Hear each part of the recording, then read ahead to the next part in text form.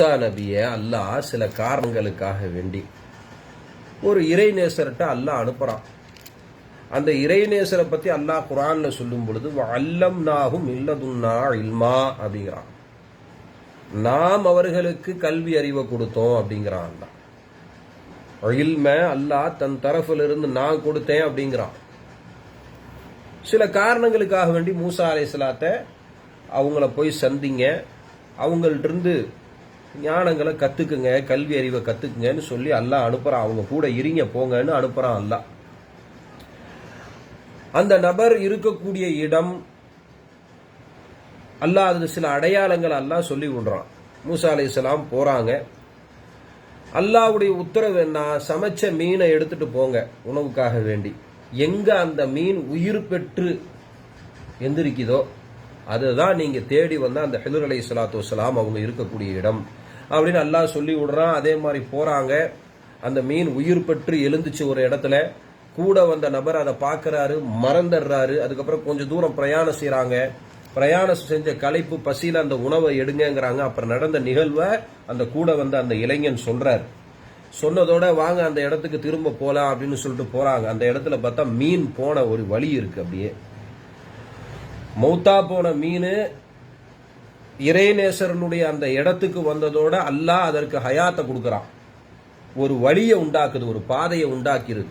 அதை மூசா அலைஹிஸ்ஸலாம் அந்த நபரும் பார்க்கறாங்க. சரி, இங்கதான் அவர் இருக்கிறாரு, அவங்க இருக்கிறாங்க அப்படிங்கறத தெரிஞ்சுக்கிறாங்க. இப்ப இந்த செய்தியிலிருந்து நமக்கு படிப்பினை என்ன? உள்ளம் இருக்க, உள்ளம் இதுல நிறைய நோய்கள் இருக்கும். உடல் நோய், உடல் சார்ந்த நோய் தெரியுது. கண்ணுல ப்ராப்ளம்டா கண்ணாடி போட்டுக்கிறோம் டெஸ்ட் பண்ணி. அப்படியே இந்த மாதிரி உடலுடைய உறுப்புகள்ல ஏற்படக்கூடிய வியாதிக்கு மருந்த வெளியில இருந்து எடுத்து சாப்பிட்டுட்டு அதுக்கு உண்டான மருத்துவரை நாடி உடலை ஆரோக்கியமா வச்சுக்கிறோம். ஆனா உள்ளத்திலையும் வியாதி இருக்கும். என்னென்ன வியாதி இருக்கும்? மறைமுகமான ஷிர்க், மறைமுகமான குஃபுர். சிலர்களுக்கு பகிரங்கமான ஷிர்க் இருக்கும். மறைமுகமான ஷிர்க், மறைமுகமான குஃபுர், நிஃபாக், போட்டி, பொறாமை, ஆணாசை, பெண்ணாசை, பொருளாசை, இப்படி நிறைய. கல்புல் முஃமினி அர்ஷுல்லான்ட்டாங்க கண்மணி நாயகம். மூமினுடைய உள்ளம் அல்லாஹ்வுடைய சிம்மாசனம். அதுக்கு தகுந்த மாதிரி உள்ள இருக்கணுமா இல்லையா? வெறும் குரோதமும் கெட்ட எண்ணங்களை கல்புல சுமந்துட்டு அந்த இடத்துல அல்லாஹ்வை ஞாபகம் செய்யணும்னு சொன்னா அல்லாஹ் ஞாபகத்துக்கு வரமாட்டான். புரிஞ்சுங்களா? அல்லாஹ் ஞாபகத்துக்கு வரமாட்டான். உள்ள எந்த அளவுக்கு சாஃபா இருக்கோ அந்த அளவுக்கு அல்லாஹ் அந்த உள்ளத்துல அல்லாஹ் குடியிருப்பான். உள்ள ஒழுங்கா இல்ல, உள்ள வியாதியால நிறைஞ்சு இருக்கு, எல்லா விதமான கெட்ட குணங்கள் நிறைஞ்சிருக்குன்னு சொன்னா அந்த உள்ளத்துல அல்லாஹ் அது மூமியினுடைய சிம்மாசனமா அந்த உள்ள ஆகாது. அப்ப உள்ளத்து எப்படி உடலுக்கு நோய் வந்தா அந்த நோயை சரி பண்றதுக்கு ஒரு மருத்துவர் தேவையோ, உடல்ல ஏற்பட்டிருக்கிற குறைகள் வியாதிய நீக்கிறதுக்கு ஒரு மருத்துவர் தேவைதானே, அதான டாக்டர்கிட்ட போய் ஊசி குத்துறோம். அதே மாதிரி உள்ளத்துல இருக்கக்கூடிய வியாதி என்ன, அந்த வியாதிக்கு எது மருந்து அப்படிங்கிறதுக்கும் அல்லாஹ் ஆசிரியர்களை வைக்கத்தான் செஞ்சிருக்கிறான். இறைநேசர்கள் இருக்கத்தான் செய்யறாங்க. நபிமார்கள், அவ்வளவு நபிமார்கள் எதுக்கு வந்தாங்க? வெளிரங்கத்தை மட்டும் சுத்தப்படுத்திட்டு போறதுக்கா? இப்ப நம்ம அதுலதான் நம்ம கவனம் செலுத்திக்கிட்டு இருக்கிறோம். எத்தனையோ நபிமார்கள் அல்லாஹ் அனுப்பிச்சான். யாலானே கலிமத் லா இலாஹா இல்லல்லாஹ் முஹம்மதுர் ரசூலுல்லாஹி ஸல்லல்லாஹு அலைஹி வஸல்லம், நம்ம கலிமா. அந்த மாதிரி ஒவ்வொரு நபிமார்களுக்கும் ஒரு கலிமா இருந்துச்சு. லா இலாஹா இல்லல்லாஹ்வுக்கு அடுத்தது அந்த எந்தெந்த காலத்துல எந்தெந்த நபியோ அவர்களுடைய பேரை கூட சேர்த்து அல்லாஹ் அந்த உம்மத்தை ஈமான் கொள்ள சொல்லுவான். உள்ளத்தை சுத்தப்படுத்துவாங்க, வெளிரங்கத்தையும் அந்தரங்கத்தையும் சுத்தப்படுத்துவாங்க. அவங்க யார் முறையாக அவர்களை ஈமான் கொண்டு நம்பிக்கை கொண்டு இவங்க கட்டாயம் என்ன அல்லாஹ்வின் அளவு சேர்த்து வைப்பாங்க அப்படிங்கிற ஈமான் யாருக்கு இருக்கோ அவங்க தான் கரை சேர முடியும். எல்லாரும் கரை சேர முடியாது. அதனாலதான் அல்லாஹ் குர்ஆன்ல சொல்லும் பொழுது ஃபஸஅலு அஹ்ல ذிக்ரி இன் குன்தும் லா தஅலமூன்ங்கறான் அல்லாஹ். அஹ்ல ذிக்ர்கள்ட்ட போய் கேளுங்கங்கறான் அல்லாஹ். இன்னொரு இடத்துல அர் ரஹ்மானு ஃபஸ்அல் பிஹி ஹபீரா அப்படிங்கறான் அல்லாஹ். ரஹ்மான பத்தி ஹபீராக்கள்கிட்ட போய் தெரிஞ்சுக்குங்க. ரஹ்மான்டா என்ன, யார் ரஹ்மான் யார்? அல்லாஹ் அல்லாஹ் என்று அல்லாஹ்வை சதா அல்லாஹு அல்லாஹ் ஞாபகம் செய்யறாங்க பாருங்க. அவங்கள்ட்ட போய் கேட்க சொல்றான். அஹ்ல ذிக்ர்கள்ட்ட அல்லாஹ்வை ஞாபகம் செஞ்சுட்டே இருக்கிறவங்கள்ட்ட போய் கேளுங்க. அல்லாஹ் யார், அல்லாஹ்வுடைய ரசூல் யார், அவனுடைய சிஃபாத்துகள் தன்மை என்ன, அவனுடைய அந்தஸ்து என்ன, அவனுடைய உயர்வு என்ன. அல்ஹம்துலில்லாஹ்னு சொல்றமே, அந்த ஹம்த் என்ற அந்த புகழ் அல்லாஹ் எந்த அளவுக்கு அல்லாஹ் அந்த புகழுக்கு தகுதியானவன், யார் யாரெல்லாம் அந்த ஹம்த் என்ற அந்த புகழுக்கு தகுதி உடையவர்கள், அல்லது அல்லாஹ் மட்டும் தகுதினா எப்படி அல்லாஹ் அந்த புகழுக்கு தகுதியானவனா இருக்கிறான். சுபஹான் அல்லாஹ்னு சொல்றோம், அல்லாஹ் பரிசுத்தவான் அப்படிங்கிறோம். அப்ப அல்லாஹ் பரிசுத்தம் இல்லாம இருந்தா நாம சுபஹான் அல்லாஹ்னு சொல்றனால அல்லாஹ் பரிசுத்தம் ஆயிட்டானா? இதையெல்லாம் விளக்குவாங்க. அல்லாஹு அக்பர், அல்லாஹ் மிக பெரியவன். எப்படி அல்லாஹ் மிக பெரியவன்? எதையெல்லாம் விட அல்லாஹ் மிக பெரியவன். பெரியவன்டா எப்படி அல்லாஹ் பெரியவனாக இருக்கிறான் என்ற விளக்கங்களை சொல்லி கொடுப்பாங்க. அது மாதிரியான ஆசிரியர்களோடு நம்மளுடைய தொடர்பை ஏற்படுத்திக்கிறோம். அந்த மாதிரி இறைஞானத்தை தன்னுள் சுமந்து மாவுல் ஹயாத் என்று சொல்லக்கூடிய நீரை, அந்த தண்ணீரை குடிச்சவங்க தான் ஹிதர் அலைஹிஸ்ஸலாம். நிறைய ஞானங்களை தன் கல்புல சுமந்துக்கிட்டு கியாம நாள் வரையும், இறுதி நாள் வரையும் அவங்க ஒரு விதமான ஹிதுமத்தில் ஈடுபட்டுக்கிட்டே இருப்பாங்க. அல்லாஹ் அவங்கள்ட்டையும் சில ஹிதுமத்துகளை வாங்கிக்கிட்டே இருப்பான், சில வேலைகளை வாங்கிக்கிட்டே இருப்பான், நம்ம கண்ணுக்கு தெரியாது. அல்லாஹ் தௌஃபீக் செஞ்சா அவர்கள் அல்லாஹ் நமக்கு காட்டலாம். மூசா அலைஹிஸ்ஸலாத்துக்கு காட்டின மாதிரி அல்லாஹ் நமக்கு காட்டலாம். அந்த அளவுக்கு நமக்கு தேடுதல் இருக்கணும், அல்லாஹ் ரசூல் மேல நேசம் இருக்கணும்.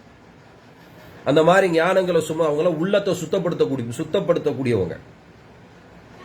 மூசா அலைஹிஸ்ஸலாத்தை அல்லாஹ் அவங்கள்ட்ட போய் நீங்க அவங்கள சந்திச்சுக்குங்க அப்படின்னு அனுப்பிச்சு வைக்கிறான். அவங்களும் போறாங்க.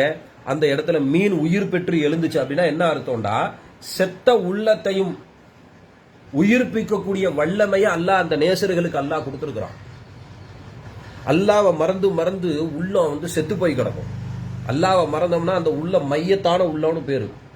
மௌத்தா இருக்கிறவங்களுக்கும் ஹயாத்தா இருக்கிறவங்களுக்கும் வித்தியாசம் என்ன? நாம என்ன நினைக்கிறோம், நல்லா ஆடி நடமாடனா அவர் ஹயாத்தா இருக்கிறாரு, அடி குடுப்பாட்டி கஃனிட்டு மூச்சு நின்று போச்சு அப்படின்னு சொன்னா ஸ்டெதஸ்கோப் வச்சு அப்படியே பாக்குறது. டாக்டர் நாடி பிடிச்சு பாப்பாரு, டாக்டர் பார்த்துட்டு சொல்லுவார் போயிடுச்சுங்க அப்படிம்பாரு.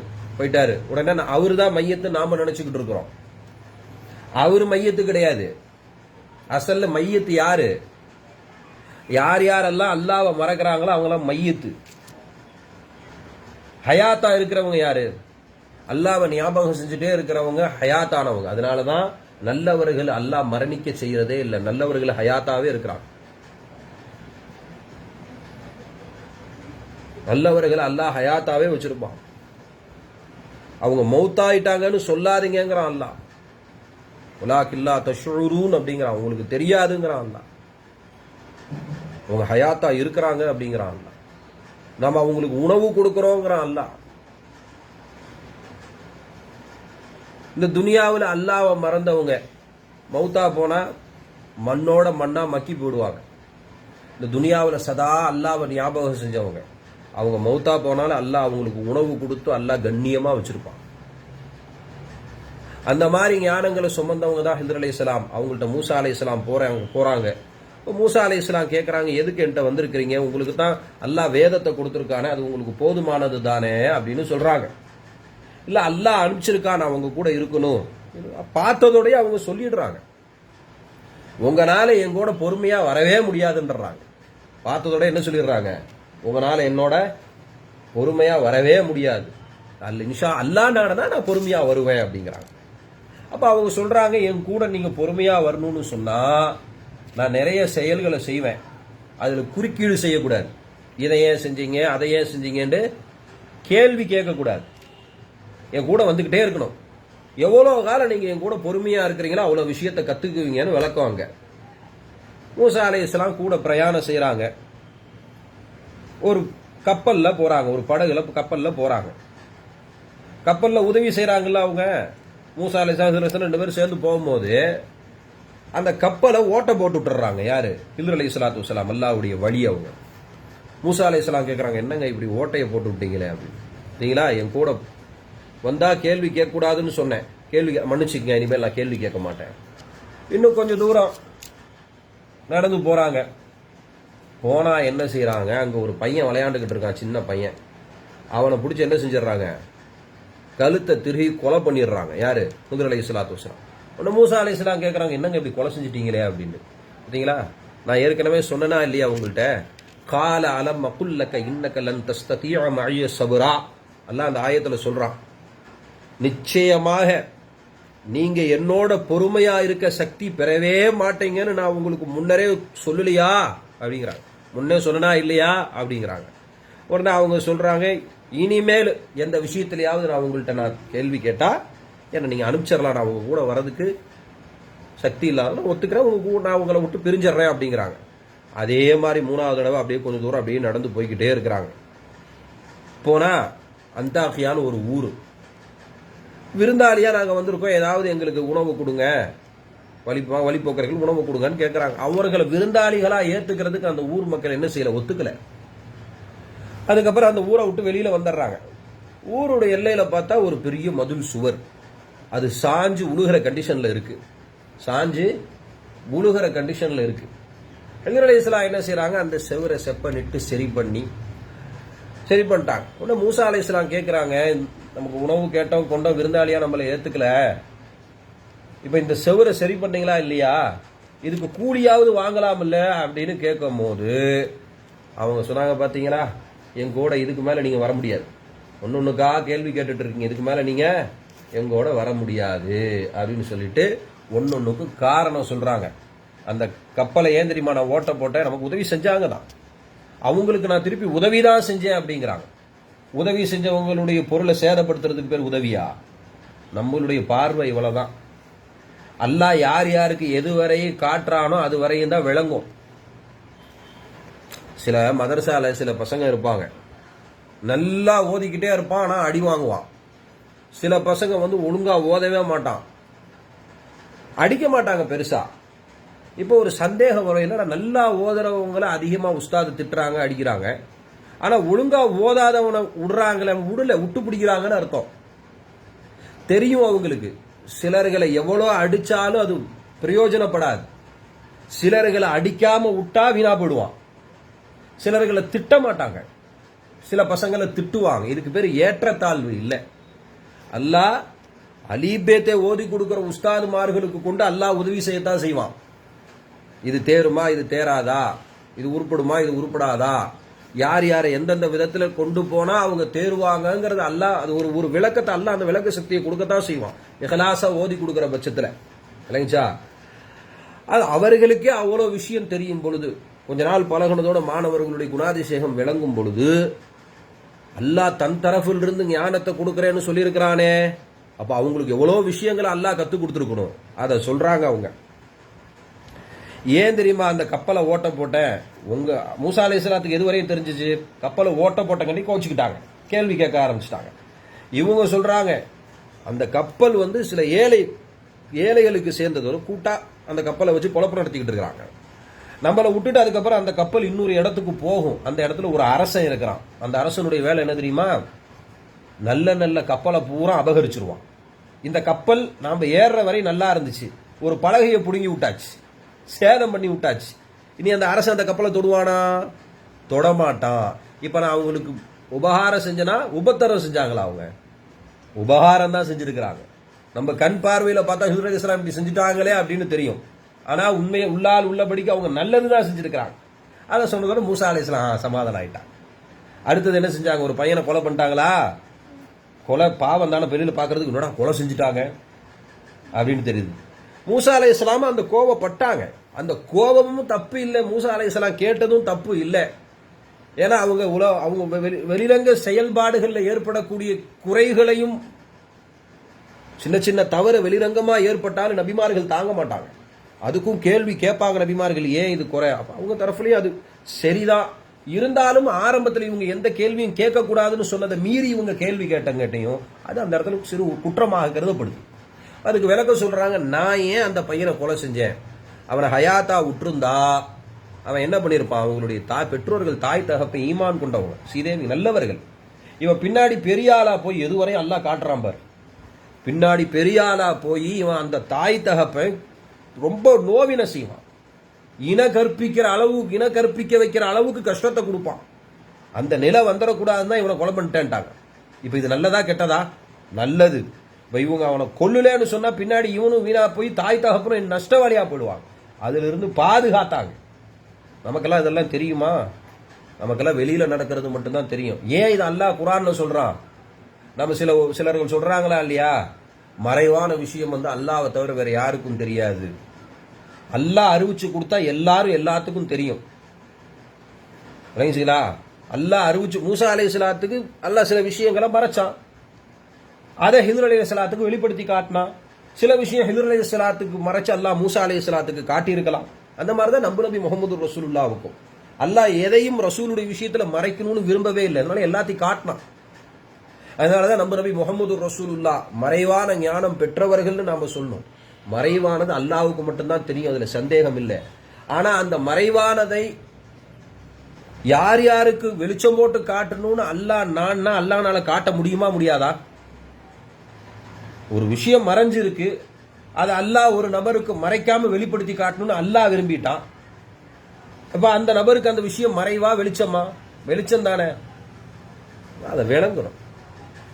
அல்லாஹ் அந்த அந்த தௌஃபீக அல்லாஹ் செய்யணும். சும்மா கண்மூடித்தனமா அறகுறையா கல்வி ஞானங்களை கத்து வச்சுக்கிட்டு, அல்லது சரியான முறையில விளக்கம் சொல்லக்கூடியவங்க விளக்கி கொடுக்கக்கூடியவங்களுடைய விளக்கத்தை பார்க்காம கண்மூடித்தனமா நாம இதுதான் மார்க்கம்னு பின்பற்றி நினைச்சு வலிதவர்களிலிருந்து அல்லாஹ் நம்மளை பாதுகாக்கணும். புரிஞ்சுங்களா?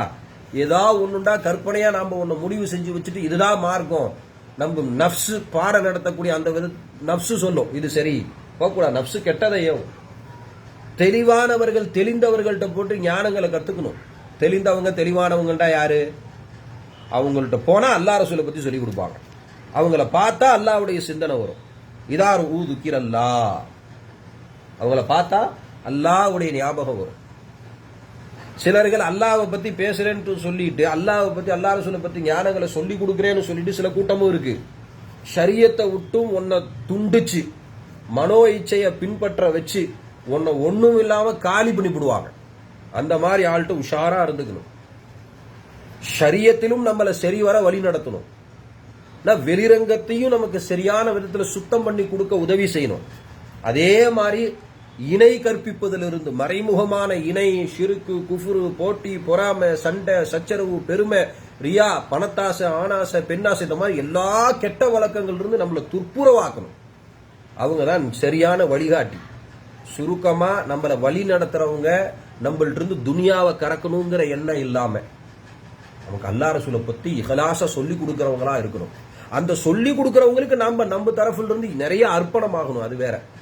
இப்ப அல்லாஹ் இவ்வளவுதான் கேட்கறமா இல்லையா, பேசுறமா இல்லையா, இப்ப நம்ம நோக்கம் என்னவா இருக்குன்னு பேசுறனா இதை கொண்டு அல்லாஹ் ரசூலுடைய முகப்பத்தை நானும் பெற வேண்டும், கேட்கிற நீங்களும் பெறணுங்கிற எண்ணம் இருக்கணும். இதை ஞானங்களா அல்லாஹ் உங்களுக்கும் கொடுத்துட்டான். இன்ஷா அல்லாஹ் கொடுப்பான். அல்லாஹ் நிறைய அல்லாஹ் ரசூலை பத்தி தெரிஞ்சு சமுதாயத்தினுடைய நல்ல ஒரு மாணிக்கங்களா அல்லாஹ் உங்களை உருவாக்குவான். இன்ஷா அல்லாஹ் சன்மார்க்க பாதுகாவலர்களாக அல்லாஹ் நம்மளை தேர்ந்தெடுத்துக்கணும். அவன் தேர்ந்தெடுத்தா தான் உண்டு.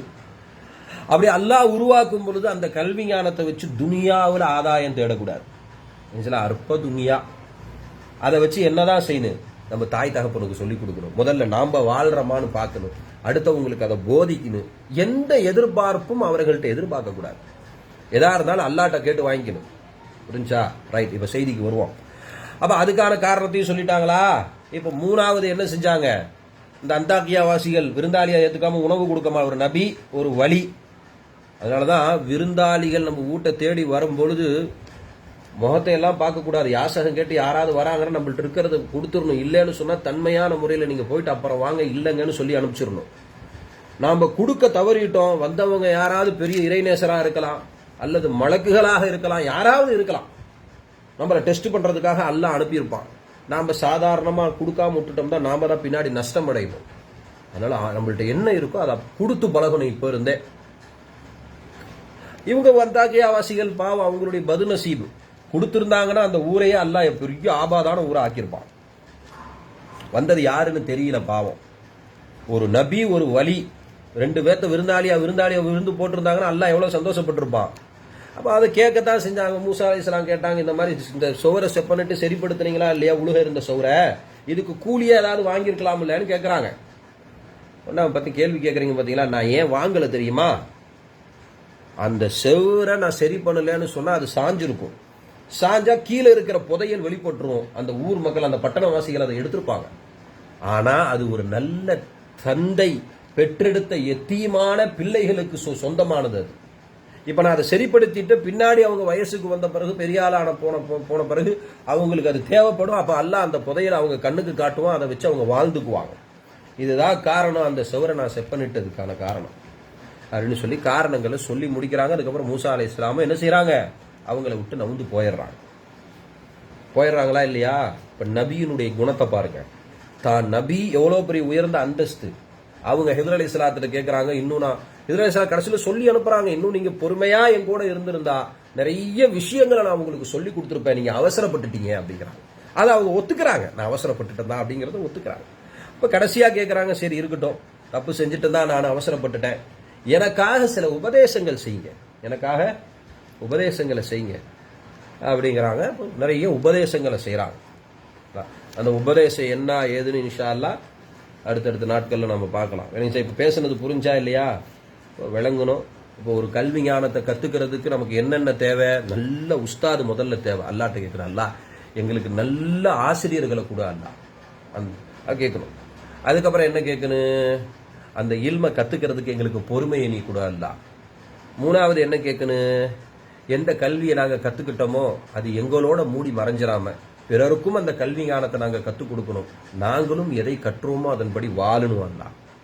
அதான் அல்லாஹும்ம ருஸுக்னா இல்மத் தௌஹீத் வ அமலல் இஹ்லாஸ் வ ஹுஸ்னுல் காத்திமா. தௌஹீதுடைய கல்வி ஞானத்தை எங்களுக்கு ரிஸ்கா கூட அல்லாஹ். அமலல் இஹ்லாஸ், நாங்க எந்த செயலை செஞ்சாலும் அதுல இஹ்லாஸான முறையில் எங்களுடைய செயல்பாடுகள் இருக்கணும். அல்லாஹ் ரசூலுக்காக வேண்டி எதை செஞ்சாலும் சரி, இந்த செயலை கொண்டு யா அல்லாஹ் உன் நேசத்தை கொடுத்துரு அல்லாஹ், ஒரு ரசூலுடைய நேசத்தை கொடுத்துரு அல்லாஹ். முடிவு அது அல்லாஹ் கையில இருக்கு. எப்படி ஆரம்பமா நம்ம வந்ததும் நம்மளுடைய கண்ட்ரோல்ல இல்லையோ, இப்ப நம்ம வாழ்றதும் நம்ம கண்ட்ரோல்ல இல்லையோ, நம்மளுடைய முயற்சியில இல்லையோ, முடிவும் அல்லாஹ்வுடைய ஏற்பாட்டுல தான் இருக்கு. அந்த முடிவு எப்படியும் ஆகலாம், நல்ல விதமா ஆகலாம், தீய விதமாவும் போயிடலாம்.